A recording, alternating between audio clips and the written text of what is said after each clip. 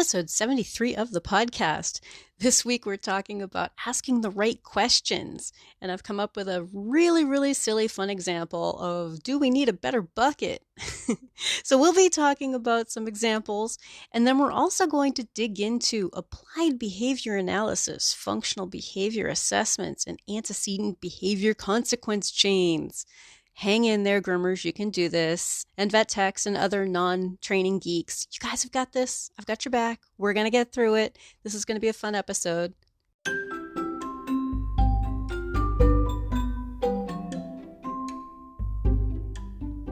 You're listening to the Creating Great Grooming Dogs podcast. I'm Chrissy Newmeyer-Smith. I'm a certified professional groomer, a certified behavior consultant for canines, a certified professional dog trainer, and the owner of Happy Critters in Nashua, New Hampshire. And this, my friends and colleagues, is the podcast where grooming and training meet. I'm going to start this episode with a seemingly unrelated example, a story. Totally made up story that I hope you'll all relate to in some way, and that'll help us all apply it to dogs having trouble with grooming visits, vet visits, and other care. As a groomer and a trainer, I'm often reading these online questions and seeing the answers and advice being given, and so frequently what I find is that no one is asking the right questions. So here's a story example for us to play with. Let's just have fun. The original post comes online and says something to the effect of, "It drove me crazy last night. I tried to get some sleep, but I kept hearing the water dripping into the bucket in the corner of my room. Drip, drip, drip. Ew, it's driving me crazy. How do I collect water without having to hear the drip? What do you guys do? My second problem is that I'm constantly getting up to see if the bucket is full. I had to dump it out twice last night. I'm using a red plastic 2.5-gallon bucket from Walmart. That's what I've always used, and it's what others have told me to use. I'm just so frustrated. Tell me about other bucket choices. What do you guys use?" So now the responses start coming in, right? One response, "I put a big sponge on top of the water to silence the drip sounds. It works great if the sponge doesn't move. Thoughts and prayers." Right? We've heard these things. Then the person responds back, "I have an allergy to sponges. Are there hypoallergenic options?"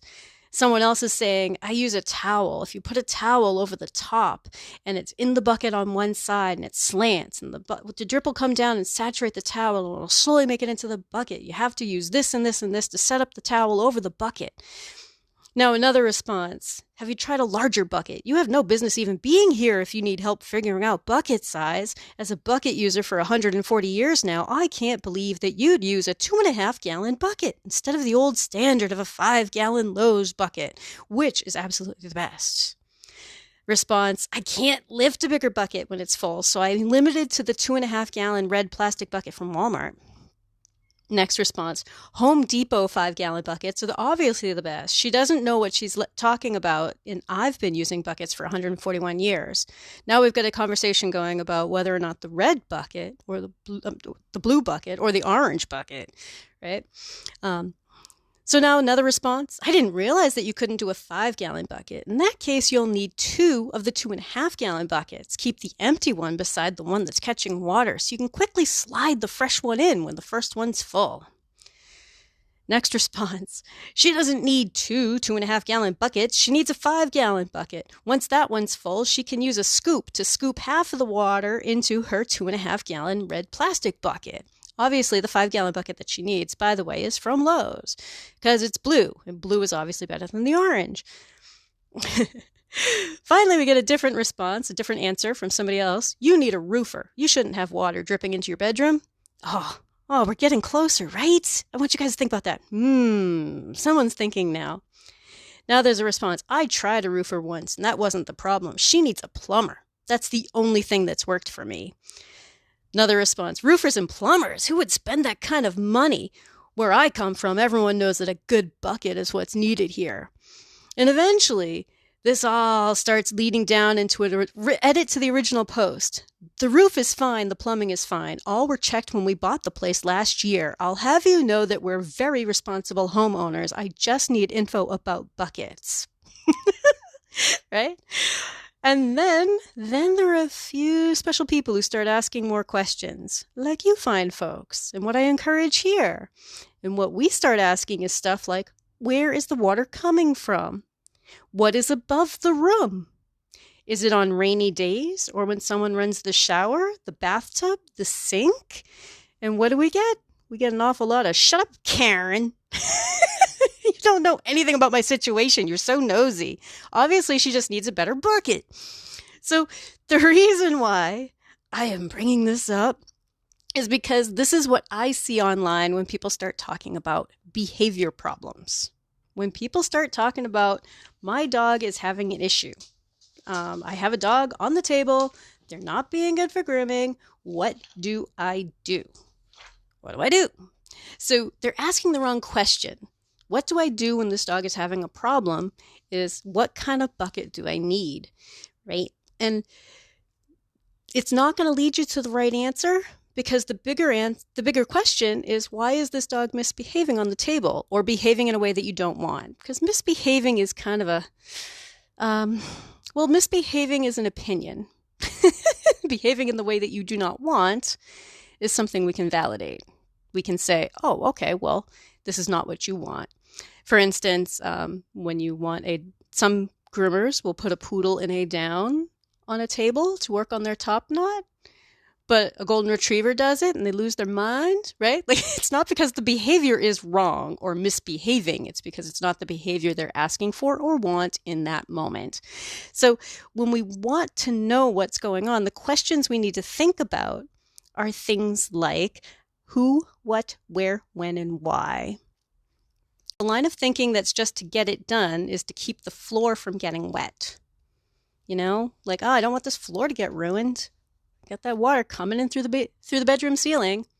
I just need a bucket. And buckets are things like muzzles. There are things like different restraint devices, like the hammocks. I'm not saying that we don't need those.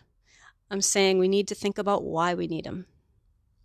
So ponder that for a minute. It's not that we don't need them. We shouldn't need them.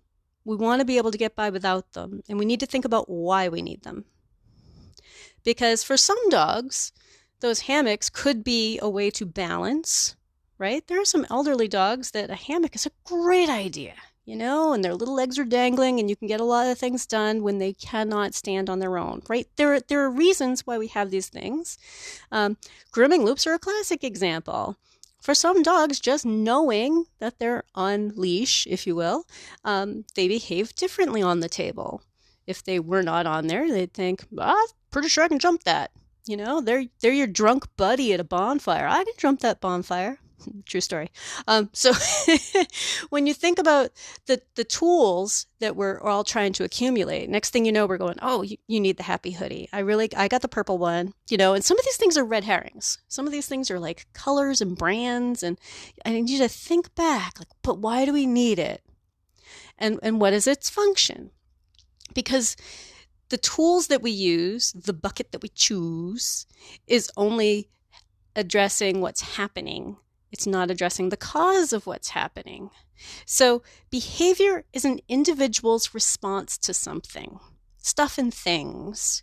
When dogs are great for grooming, that's behavior too. Think about that for a minute. When they're great for grooming, that's behavior too. So what's the difference between a dog who can handle grooming while responding the way that we want, and a dog who is struggling with grooming and responding in a way that we don't want? And the difference is that one is comfortable with the stuff and things and has been taught to behave in the way that we want while we work. The other dog is uncomfortable with the stuff and things, or maybe one tiny aspect of what we're doing, one stuff or one thing, and is expressing that as frustration. Things that would be expressed, like the behavior is the expression of discomfort and frustration, would be things like being wiggly, cowering, stiffness, noisiness, showing teeth, growling. You know, you think about those things are the expression of the response to the thing. So the things, the stuff and things, and then the response is the behavior. I know for some of us, that statement takes a few minutes to fully adjust to, because the behavior that we don't want is a display of the dog's discomfort. I remember it wasn't a grooming example. It was a fear of strangers example that just caught my ear at the right time.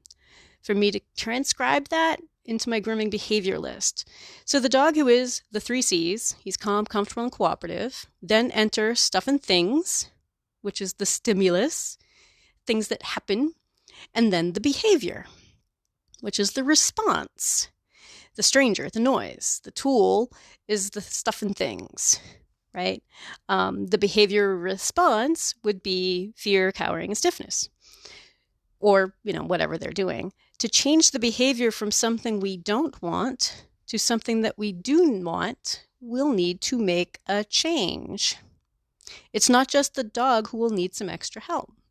The dog will need to help being comfortable. We're going to need to change things up to lower the difficulty level. Now, it could be dog's doing well, turn on dryer, dog tries to jump off table.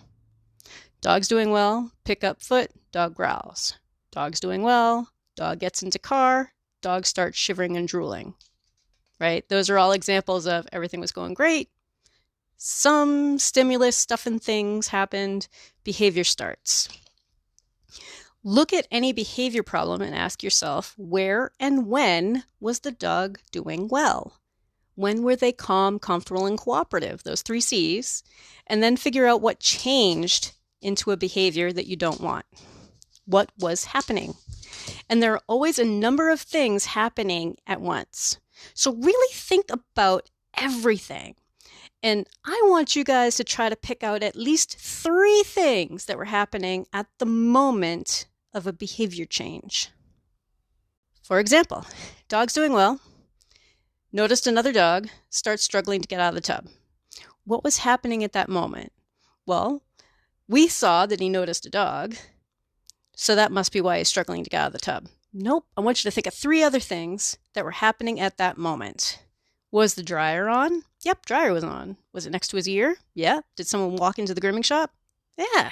So 3 things going on. So if we want to change the behavior to stay still, calm, comfortable, and cooperative, we can test each of those 3 things separately. Gathering our clues and asking for 3 different things happening at that moment are so that we can test. How does the dog respond when the dryer turns on and off, separate from everything else?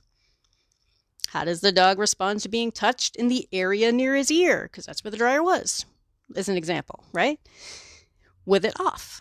What does he do with their hand? What does he do with the nozzle with no air? What does he do with a dryer sound, but the nozzle next to his ear with no air coming in? What does he do with the dryer on?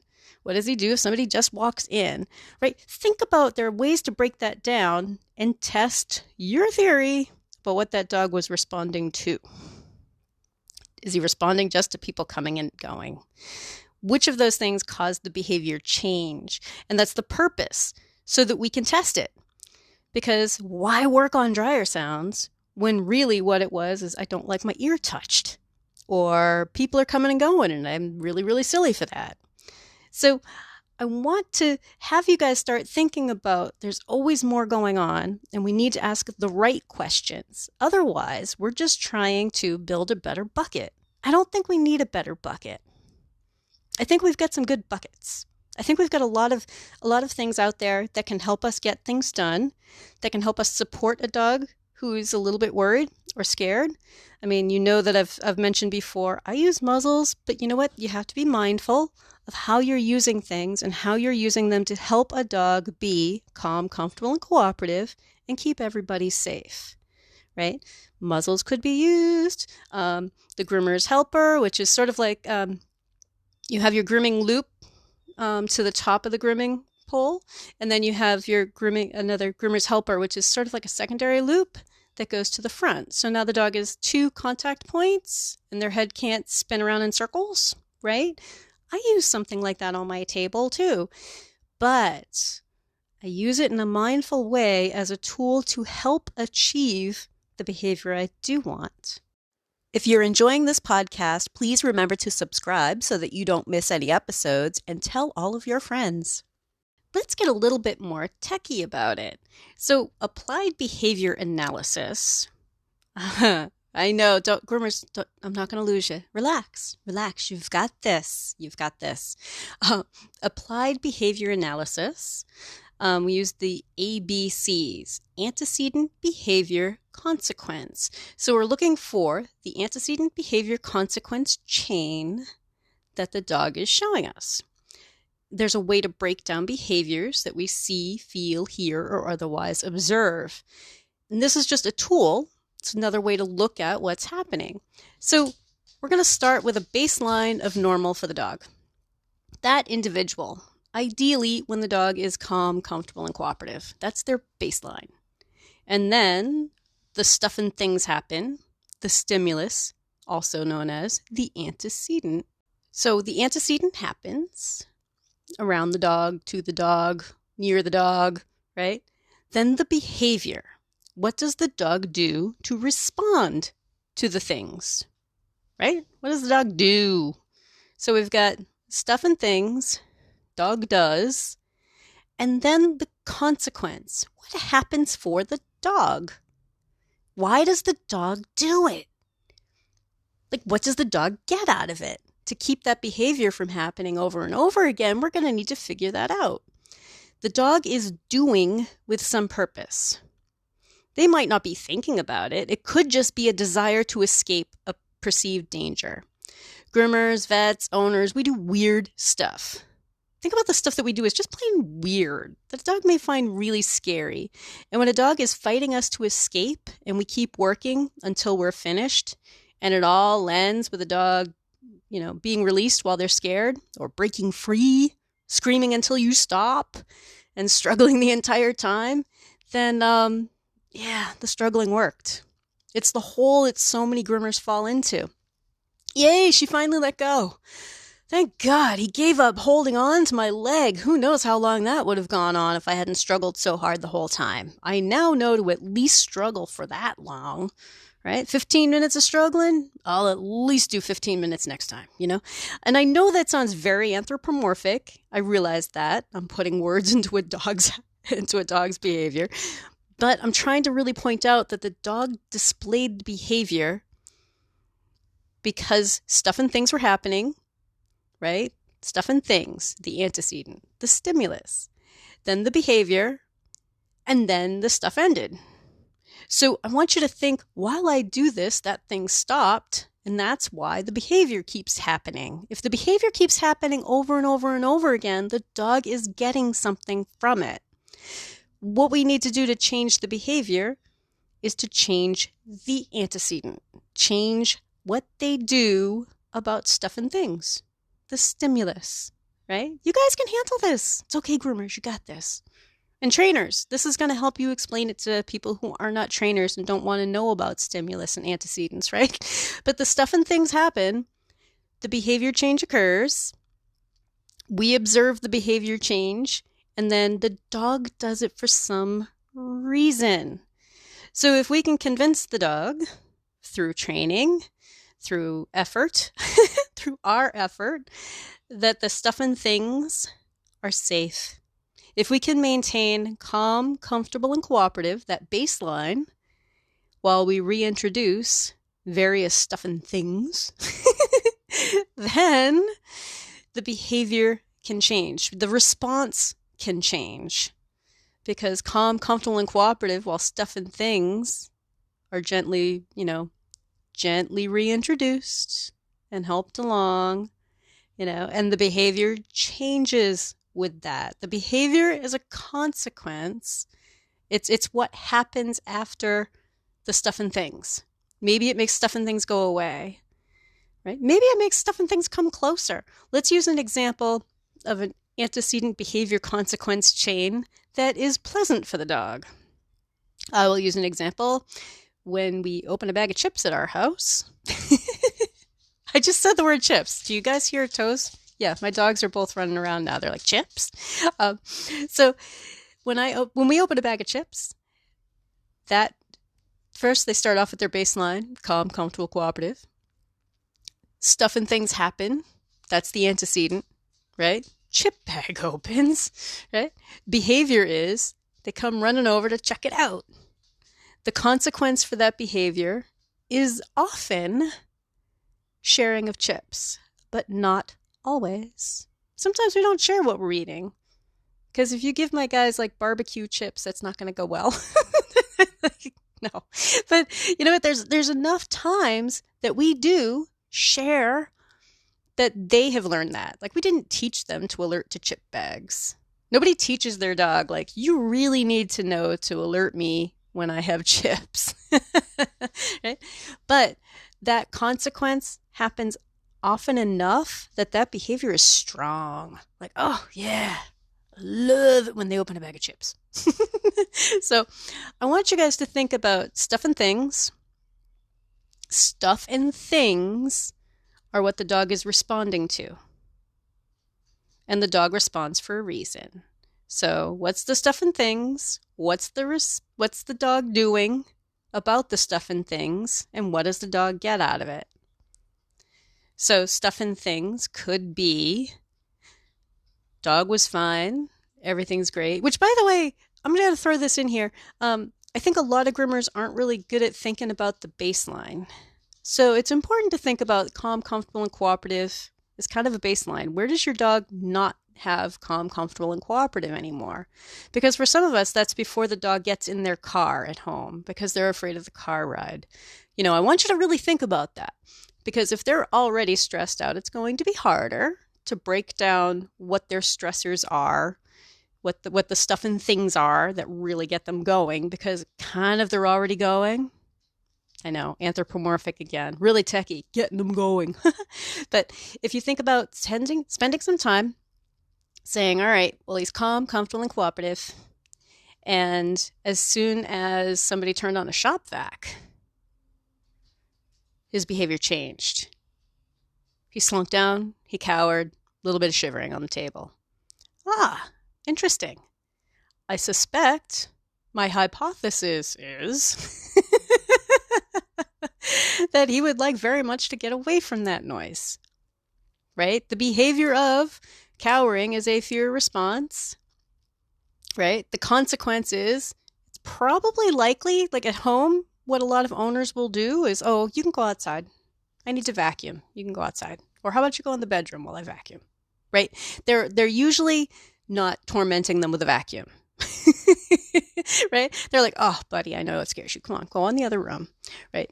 But in our situation, they don't have an escape. So the behavior starts getting a little bit like, right?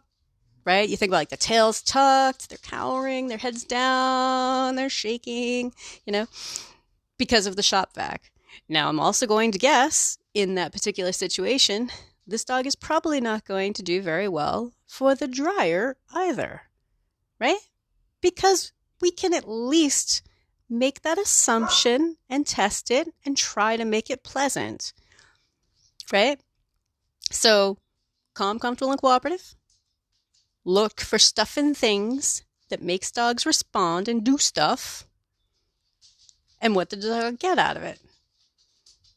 What does the dog get out of it? Sometimes being scared is, oh, please shut it off, and someone does, right? It's not like they're trying to manipulate you to get it done, like to shut it off. It's just a natural, like, oh, I'm scared, right? Being scared is a survival instinct. Wow, the New England accent jumped in there, huh? Survival. So it's a survival instinct. And what it does is it helps them to either flee something or hide, right? And we're kind of blocking it, but the behavior's still there. If we can make them feel better about loud sounds, then we can work on the behavior because the consequence can be different too. I know it's a lot, but groomers, when you hear things like, you know, functional behavior analysis, applied behavior analysis, antecedent behavior consequence chains, yeah, it really comes down to this. It's another way of mapping out what's going on and to help you kind of see, like, all right, he was fine, stuff happened, dog did this happened after. Why does the dog keep doing it? That's simple as that. And it's another way to look at our world and to kind of decide how we can help the dog in front of us, and always trying to keep in mind of calm, comfortable, and cooperative. The weekly action step this week is to think about moments when a dog is calm, comfortable, and cooperative, and you see a behavior change. And anytime you see a behavior change, I want you to pick at least 3 things that were happening at that moment, because that'll help us figure out our clues about what the dog is responding to, and then we can test our theory on that by testing them individually.